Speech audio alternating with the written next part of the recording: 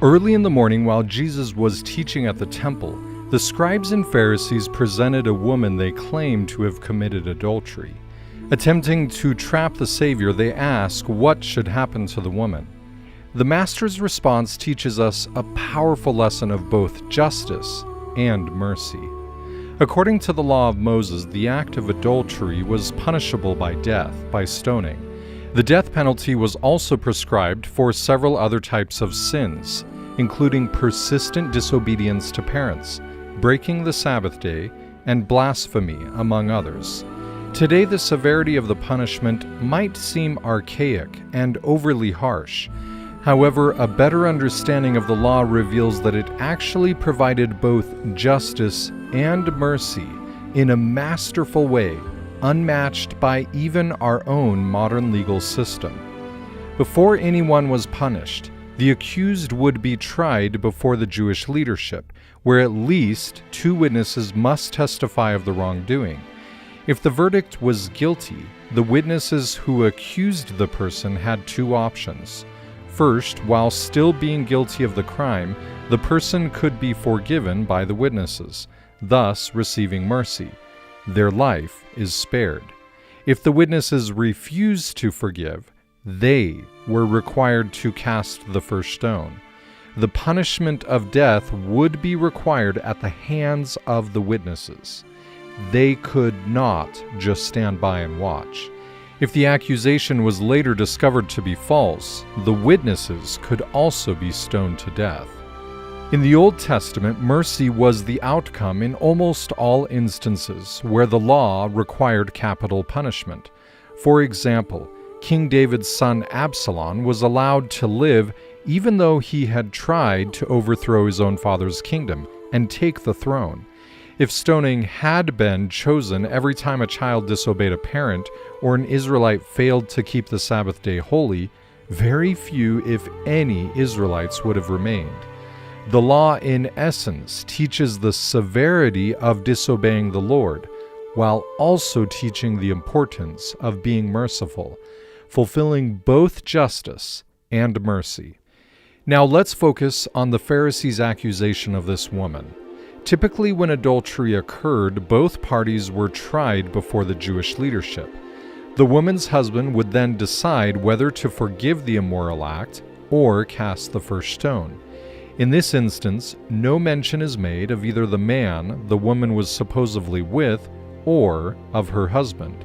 This means one of the following 3 scenarios are possible. First, the woman had committed adultery. Second, the woman had been raped.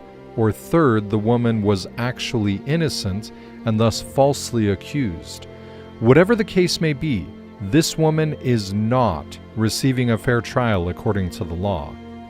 In order to trap Jesus, the Pharisees say, "Now Moses in the law commanded us that such should be stoned, but what sayest thou?" Silently, Jesus bends down and uses his finger to draw on the ground, the same finger who had written the law on the stone tablets on Mount Sinai. This serves as a powerful reminder that he who wrote the law knows best how to interpret the law. In silence, the Master teaches a poignant lesson. He does not accuse the woman, nor even ask her to defend herself. The Pharisees continue to press for an answer. Jesus finally stands up and says this powerful statement: "He that is without sin among you, let him first cast a stone at her." The Master is exposing the Pharisees' attempt to trick him. In essence, Jesus is saying, if you think she is guilty and you are innocent, then stand as her accusers and cast the first stone, causing her death. Christ fully understands the true meaning behind the law, and he sees that these wicked Pharisees only seek to use the law to entrap him. In their minds, they could care less about if this woman is guilty or not. Christ again bends down and writes on the ground as the crowd contemplates their decision. One by one, they leave. No one is willing to execute the punishment, and the woman is left there alone with her Savior, who is without sin, and could justifiably cast the first stone. He who knows whether she is indeed guilty of this crime, and yet he does not condemn her. We often are quick to think of this story, like the title, as the woman caught in adultery. Yet notice Jesus never actually accuses her of the crime. He simply states, "Go and sin no more," which could be said to any of us.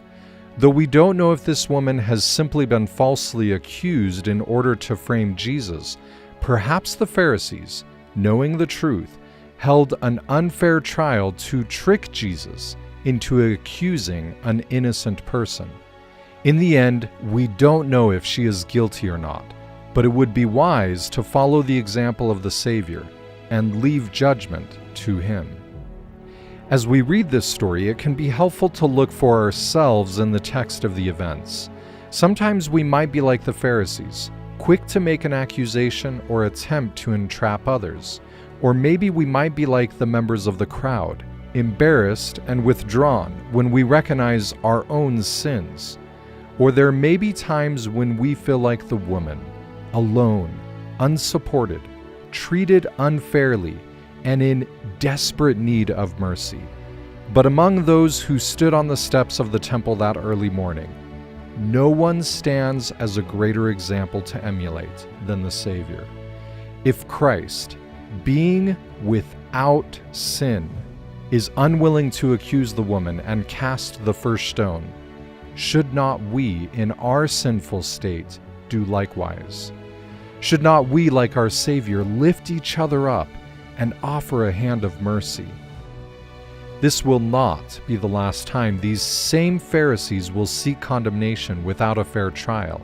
Eventually, they will accuse the very one they had previously sought to entrap, even Jesus Christ.